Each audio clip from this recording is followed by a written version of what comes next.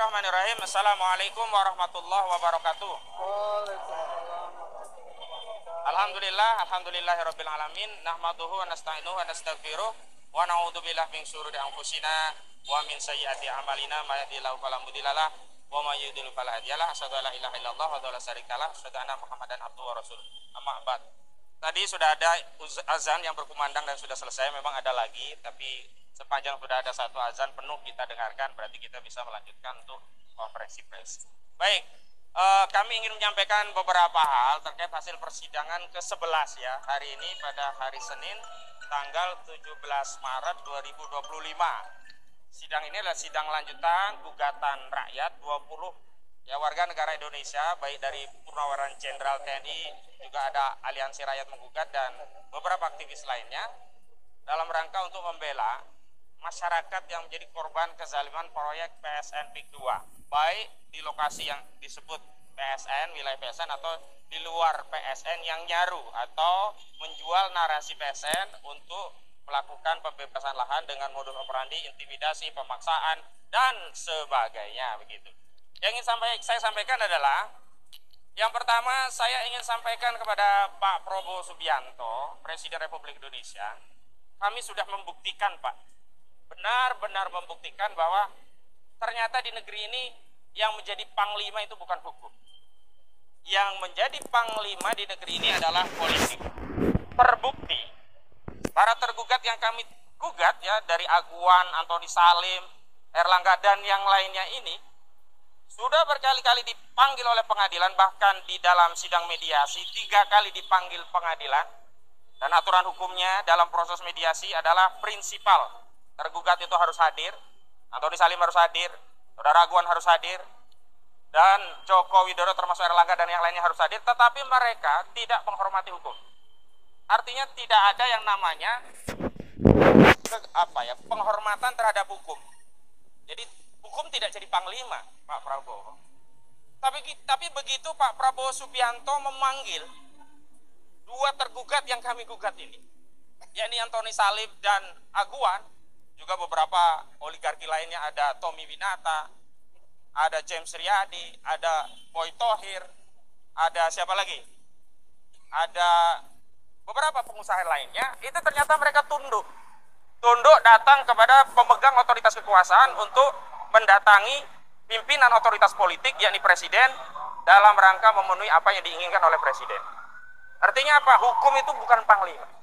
Yang menjadi panglima adalah politik. Terbukti dipanggil oleh hukum tidak datang, Antoni Salim dan Aguan, tapi dipanggil oleh presiden, Antoni dan Aguan datang. Hanya kami, Pak Prabowo Subianto, mengeluh mewakili masyarakat, terutama yang terdampak proyek PIK 2.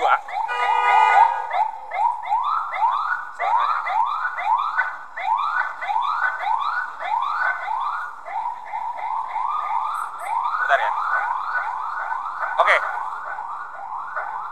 Terutama kami mewakili suasana kebatinan masyarakat yang terdampak menjadi korban perampasan tanah proyek PIK 2. Ini kami prihatin Pak Presiden. Kenapa? Karena Presiden Republik Indonesia tidak memanggil orang-orang yang sedang kami gugat itu dalam rangka untuk diperintahkan oleh kekuasaan politik untuk bertanggung jawab kepada rakyat yang dizolimi, rakyat yang memberikan mandat kepada kepala negara, yakni Presiden Prabowo Subianto, untuk bertanggung jawab dan menyelesaikan persoalan yang hari ini menimpa masyarakat Banten. Tetapi saudara Prabowo Subianto selaku presiden justru mengajak mereka duduk satu meja untuk membicarakan ekonomi negara, bahkan sampai urusan danantara, tapi tidak pernah menyinggung kejahatan-kejahatan mereka yang sampai hari ini kami gugat, dan kejahatan itu tetap saja mereka praktikkan.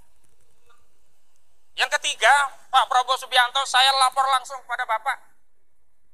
Karena laporan-laporan kami di institusi yang lainnya seperti tidak dianggap. Keluhan kami hanya dikontestasi dalam sebuah forum seolah-olah kami sudah didengar. Misalnya, di rapat dengar pendapat di Komisi 2 DPR RI, kami memang didengar. Tapi hanya didengar, tidak ada tindak lanjut. Kezaliman itu tetap terus dilakukan oleh oligarki perampas tanah rakyat. Dan kemarin kami mendatangi pantai yang ada di Desa Tanjung Pasir, Kecamatan Teluk Naga. Saya ingin sampaikan Pak Presiden, pembantu Anda, baik Saudara Sakti Wahyu Trenggono dan juga Saudara Nusron Wahid telah membohongi kami rakyat, bahkan juga membohongi Presiden. Kenapa? Perintah Pak Prabowo kan jelas, usut tuntas, selesaikan pagar laut. Dan Menteri KKP mengatakan bahwa masalah pagar laut sudah selesai, sudah tuntas. Pelakunya dikatakan Arsin sama Tarsin. Dia tidak sebut Tarsin, tapi staf desa yang inisialnya T. Nah, tidak ada staf desa lain yang inisialnya T kecuali si Tarsin begitu. Dan sudah katanya akan mendenda 48 miliar rupiah. Tapi kenyataannya kami kemarin saksikan pagar laut itu masih ada. Belum bersih, belum tuntas.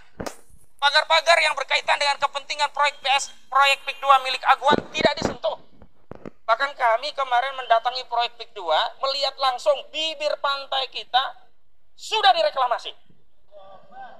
Tanah laut di bibir pantai di proyek PIK 2 sudah ditimbun menjadi daratan. Modusnya bagaimana? Jadi mereka, karena di pinggiran itu belum terlalu dalam nih Pak Presiden, jadi mereka membuat tanggul. Setelah ditanggul di bibir pantai, kemudian area yang ada di dalam tanggul air laut itu dikeringkan. Setelah dikeringkan, diuruk dengan material tanah, sehingga bibir pantai tadi menjadi wilayah daratan menyatu dengan daratan yang mereka timbun. Ini yang terjadi. Apakah negeri ini tidak ada lagi yang bisa menegakkan hukum? Dan kami kemudian kemarin melihat markas Brimob, markas Brimob yang sebelumnya yang sebelumnya groundbreakingnya ya dihadiri oleh Kapolri Jenderal Listio Sigit Prabowo dan jajarannya. Begitu megah, katanya konon itu, bukan konon, memang sudah ada rilis, itu tanahnya dari tanah hibah. Apakah ini yang membuat institusi penegak hukum, ya, institusi polisi itu bungkam terhadap kasus pagar laut? Tidak ada satupun tersangka dalam kasus pagar laut. Kasus sertifikat laut memang ada tersangkanya, tapi kami menegaskan Pak Presiden, bukan hanya orang-orang yang hari ini sudah ditersangkakan oleh Barkrim Mabes Polri. Siapa yang percaya bahwa sertifikat itu dibuat oleh Arsin tanpa ada yang mesan?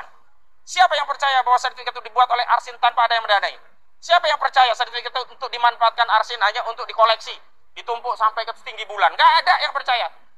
Pasti ada yang membutuhkan, ada yang mendanai, ada kepentingan, dan kami sudah tegaskan di Komisi 2 DPR RI, yang punya kepentingan itu Agung Sedayu. Motifnya untuk reklamasi, memanfaatkan pasal 66 PP 18 2021 dengan modus tanah musnah. Padahal sebenarnya nggak ada tanah musnah, itu semua tanah fiktif. Jadi mereka membuat sertifikat bodong, sertifikat fiktif dengan kiri palsu, atau keterangan akta di dalam akta itu dipalsukan, yang kemudian didalihkan ini dulunya adalah wilayah daratan dan kemudian terkena abrasi, lalu mereka akan reklamasi tanpa menggunakan pasal 66 PP 1821. Hari ini sudah direklamasi di wilayah bibir pantainya. Memang nanti kalau yang di tengah itu harus ada proses reklamasi dengan kapal-kapal besar dengan muatan pasir untuk menimbun dan seterusnya. Tapi reklamasi hari ini sudah terjadi. Saya juga ingin tegaskan lagi Pak Presiden Prabowo Subianto, mohon maaf.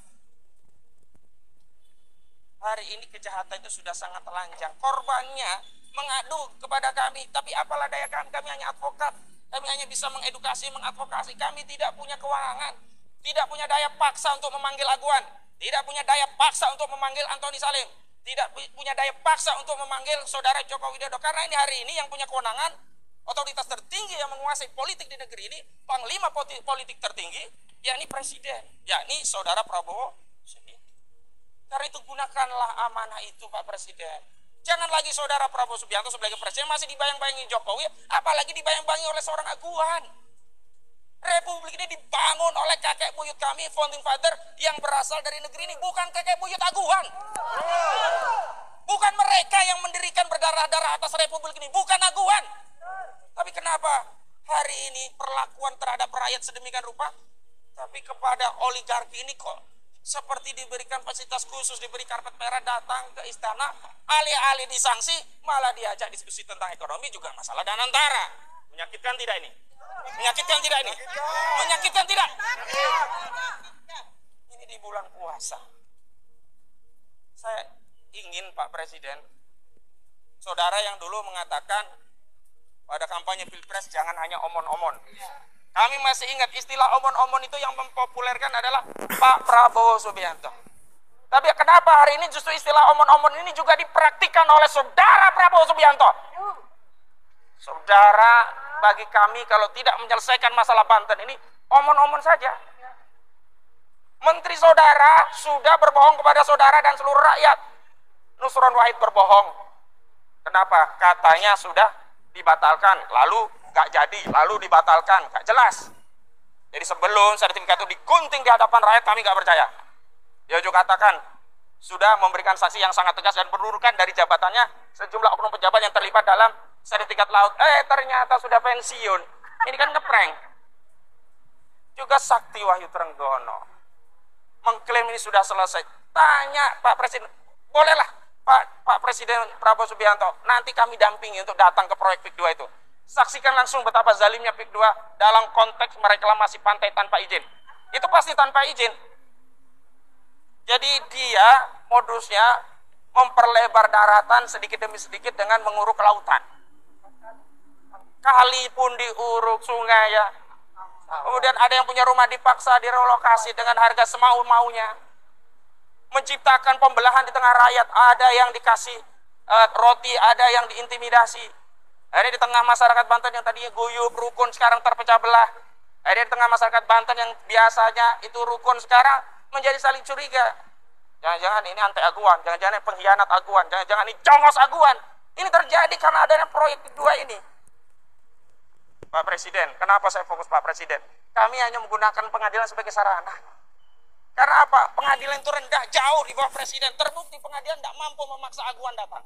Tapi saudara Presiden bisa memaksa aguan datang. Karena itu kalau tidak ada penyelesaian, mohon maaf, kami tidak hanya menyalahkan pengadilan, tapi kami menyalahkan saudara Prabowo Subianto sebagai kepala negara, kepala pemerintah Republik Indonesia yang tidak becus, yang melindungi rakyatnya dari kejahatan oligarki, dari penjajahan oligarki, dari kezaliman oligarki yang selama ini menimpa Republik ini. Takbir!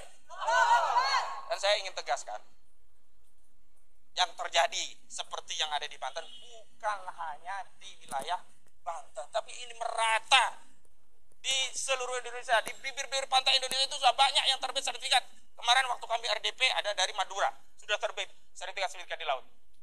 Apakah saudara Presiden mau berpura-pura tidak tahu? Atau ada orang-orang di sekitar istana ini ya yang menghalangi informasi ini agar sampai kepada Presiden, agar Presiden bisa mengambil tindakan? Jahat sekali kalau ada upaya itu. Mandat kekuasaan katanya dari rakyat, sekarang rakyat menuntut perlindungan dari negara, karena perintah konstitusi negara itu harus melindungi rakyatnya.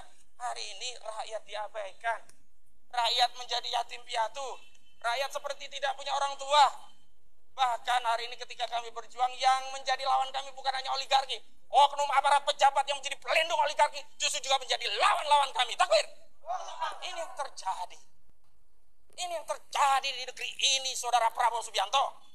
Ini yang terjadi, saudara Prabowo Subianto. Jika saudara menang-menang presiden, jika memang saudara adalah panglima tertinggi di Republik ini untuk menegakkan hukum dan keadilan, maka kami tidak lagi sedang dalam posisi memohon. Di bulan Ramadan, di bulan jihadnya umat Islam ini, kami menuntut saudara Prabowo Subianto untuk mengadili saudara Antoni Salim. Takbir! Kami menuntut saudara Prabowo Subianto untuk mengadili saudara Aguan. Takbir! Dan menyeret semua oligarki yang telah merampas hak rakyat, yang menyengsarakan Republik ini. Takbir! Assalamualaikum warahmatullahi wabarakatuh. Yang kedua,